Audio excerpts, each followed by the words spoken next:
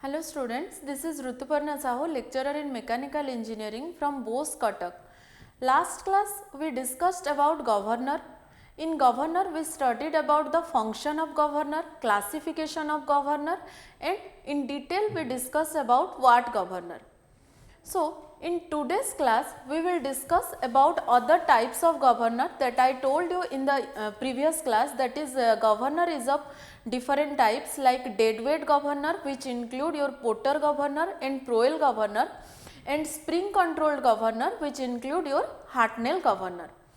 So, today we will start with Porter governor.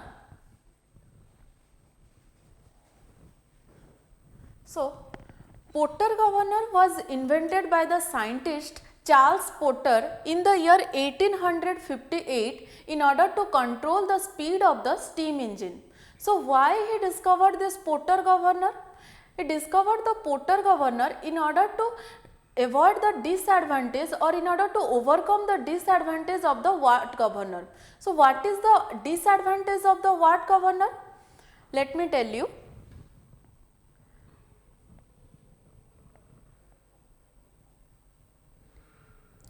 Previous class we studied that there is a relation between H and N in Watt governor. So, what is this H? This H is the height of the governor and this N is the rotational speed of the governor. So, what is the relation? That is your H equals to 895 divided by N square. Okay? That means the height of governor is inversely proportional to the rotational speed. Okay. But when the speed or the rotational speed will become very high, at that time the height will become very less. Okay. So, due to small change in speed at very high speed, the change in height, that means your delta H, change in height will also become very less, and due to this small change or due to this small value, the governor will not be able to operate the mechanism of fuel supply. That means due to this reason the Watt governor is not able to work at very high speed. In the previous class I also told you that Watt governor can be operated only at low speed, that is the speed range between 60 to 80 rpm. So, in order to overcome this disadvantage, Charles Porter discovered the Porter governor. So, let me tell you how Porter governor will overcome this disadvantage. In case of Porter governor, the downward force above the sleeve will be applied with the help of a dead weight. So, in this diagram you can see this is the dead weight. This dead weight will apply force above the sleeve, and due to this dead weight the fly ball will require more effort to lift the sleeve above the spindle. So, due to this reason the Porter governor can be operated at very high speed also. So, due to the difference of this dead weight between the Watt governor and Porter governor, that causes the Watt governor to control hindrances the Watt governor to control the fuel supply at high speed. It is avoided at in case of Porter governor, because due to the help of this dead weight or due to the extra force that is applied with the help of this dead weight, Porter governor can control the fuel flow at high speed. Okay. So, let me discuss the construction of the Porter governor. So, Porter governor consists of the following parts, that those parts are your arms and links. I had already told you about arms and links in case of centrifugal governor. See, since your Porter governor is also a centrifugal governor, it is the part of it is one kind of centrifugal governor, that is the deadweight centrifugal governor. So, the parts of Porter governor are also almost same with the centrifugal governor or the watt governor that we discussed in the last class. Okay. So, the components of Porter governor, first one is your arms and links, second one is your fly balls, third one is your dead weight. Okay. So, see the diagram. So, this is the spindle, this is the spindle of the Porter governor, this one is your spindle of the Porter governor, and this spindle is connected with your engine shaft. That means when the engine will rotate, the spindle will also rotate. Okay. So, these two are the arms of the Porter governor. The upper end, this is the upper end of the arms. The upper ends are pivoted with the spindle, this pivoted with this spindle, and the another end is connected with the fly ball. Okay.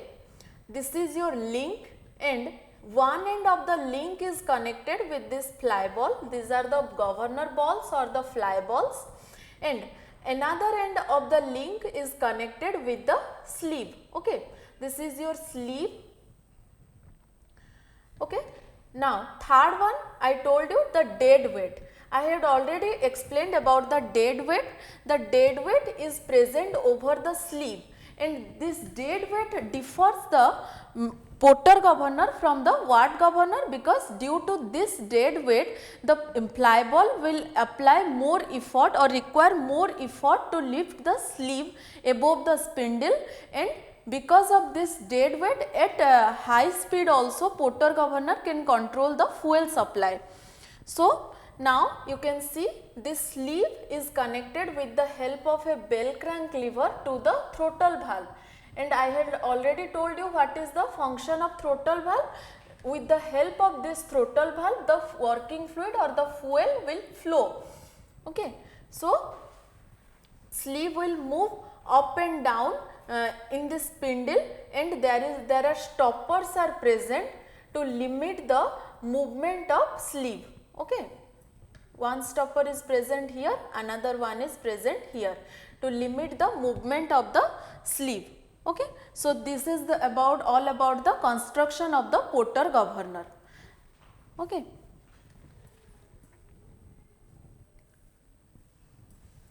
Now come to the working of the Porter governor. Last class in governor I told you that there are two cases. We studied about two cases. First one, when the load on the engine increases and when the load on the engine decreases. So, consider the case 1. What is case 1 saying? Case 1 is saying when the load on the engine increases. So, what will happen when the load on the engine will increase? We studied that when the load will increase, the speed on the engine will decrease.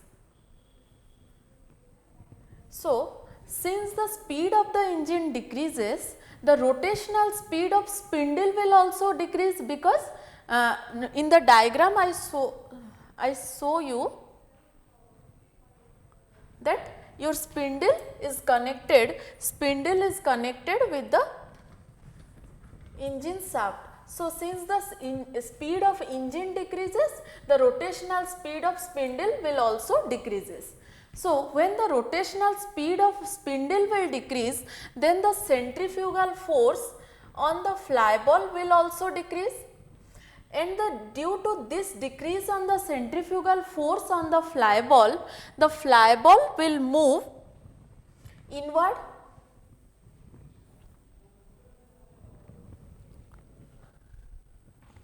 Okay. Now, the fly ball will move inward, and the fly ball will move inward and the sleeve will move in the downward direction. Okay. So, the sleeve will activate the throttle valve to open with the help of the bell crank lever, and due to the opening of the throttle valve, now fuel will flow to increase the speed, so that our main speed will be maintained. Okay. So, this is your case 1 when the load on the engine increases. Now come to the case 2. Case 2 is saying when the load on the engine decreases. So, I already told you what will happen when the load on the engine decreases. When the load on the engine will decrease, then the speed of the engine will increase. Okay. So, engine is connected with the spindle, that means due to increase in the speed of the engine, the rotational speed of your spindle will also increase, and this will increase the centrifugal force on your fly balls. So, due to increase in the centrifugal force on the fly ball, the fly balls will move outward direction and the sleeve will lift in the upward direction.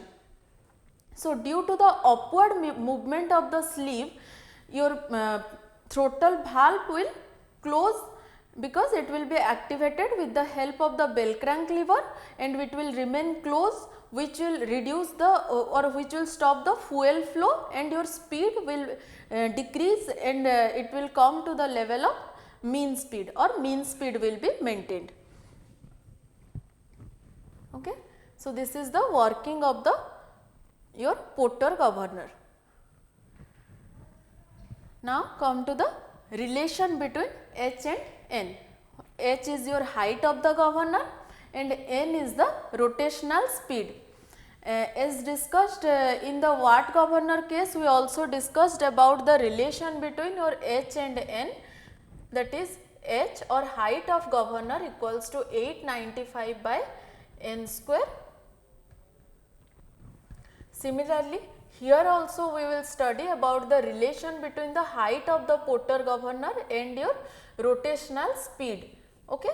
So, before going into the relation, let me tell you some terminology with the help of this diagram.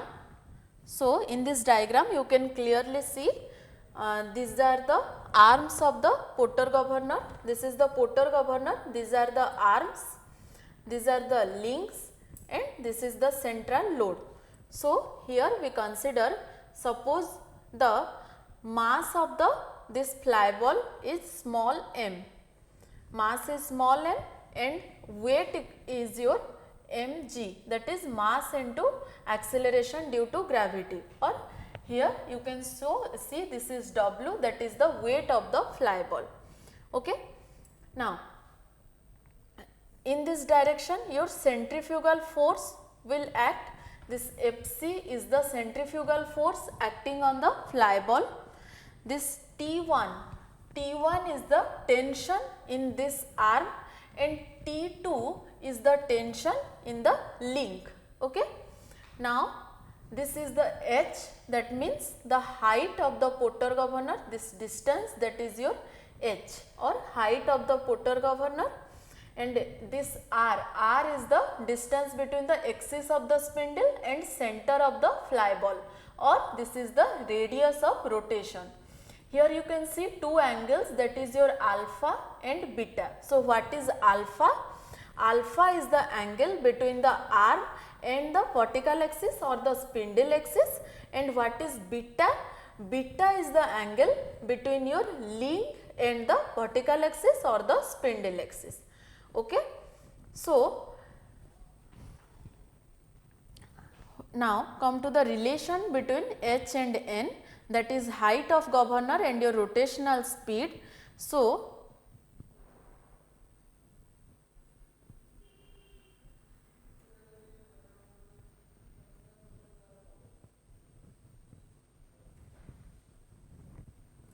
here is the relation. Okay, one thing I missed out, that is the mass of this central load. Consider the mass of this central load is capital M, mass of fly ball is small m, and this central load is capital M, this is the dead weight. Okay. So, now the relation will be your, okay, so the relation is N square will be equals to, N square will be equals to M plus M by 2 into 1 plus Q divided by small m into 895 by h. Okay. So, what is that m? I already told you, this m, small m is the mass of fly ball, capital M is the mass of the central load or the dead weight, and what is this q? This is the ratio between tan alpha and tan beta. What is alpha and beta? I already discussed. Let me show you again. So, this is your alpha and beta. Alpha is the angle between the arm and vertical axis, and beta is the angle between link and vertical axis. Okay. So, q equals to tan alpha divided by tan beta. Okay. So, this is your relation.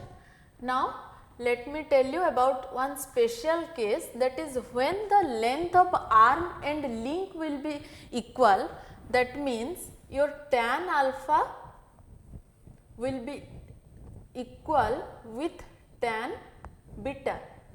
Okay. So, at that time the value of q will become tan alpha divided by tan beta equals to 1. Okay. So, when the value of q will become 1, so the value of n square will be equals to small m plus capital M divided by 2 into 2 divided by small m into 895 divided by h. So, this 2 cancel out, the value of n square will be equals to small m plus capital M divided by small m into 895 divided by h. Okay. So, this is the relation between your rotational speed and height of the governor. Okay. So, this is all about your Porter governor. Okay. So, after Porter governor, we will discuss about the another type of the dead weight governor, that is your Proel governor. I told you when we study about the classification of governor, there are two types of dead weight governor. One is your Porter governor and another one is your Proel governor. So, first we discussed about Porter governor and now we will discuss about Proel governor.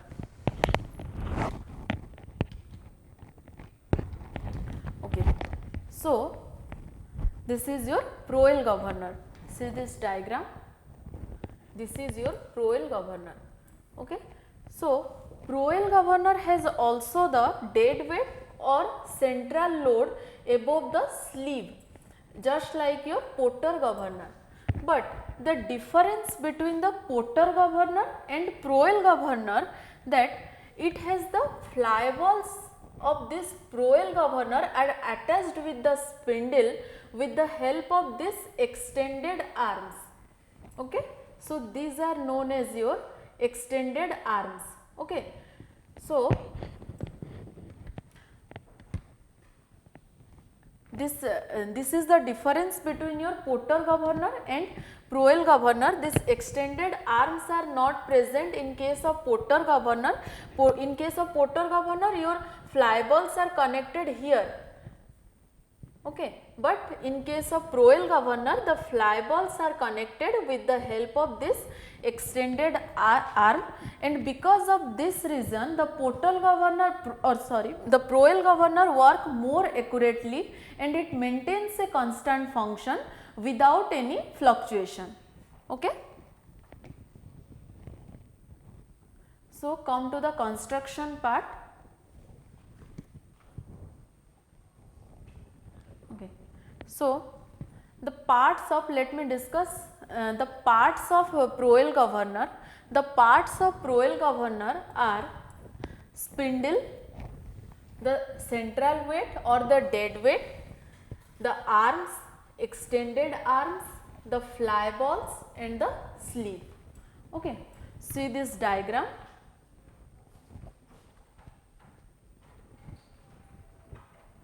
See this diagram.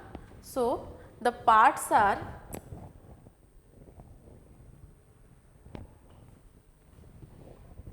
here. This is your spindle. This is your spindle. This is your arms. This one is the arm. This one is another arm. This is your link. One link. Here another link. This is the sleeve above which the central load or the dead weight is present in order to increase the rotational speed, because due to this dead weight the fly ball will require more effort to lift the sleeve, and it will also function in better manner at high speed. Okay. So, this is your spindle which is connected with the engine shaft. Here this is connected with engine shaft, and with the help of this bevel gear it is connected with the engine shaft. Here you can see this is your bell crank lever, and this bell crank lever is connected with the sleeve, and it will operate the mechanism of fuel flow with the help of throttle valve. Here this is your throttle valve. Throttle valve can open or close. These are the extended arm, and with the help of this extended arm the fly balls are connected. One end of the arm is pivoted at the spindle. This end of the arms are pivoted at the spindle, and this is the another end which is connected with the connected with one end of link. Okay. And from this end with this end the extended arm is connected, and with this extended arm the fly balls are connected. Okay. So, this is the construction of your Proel governor.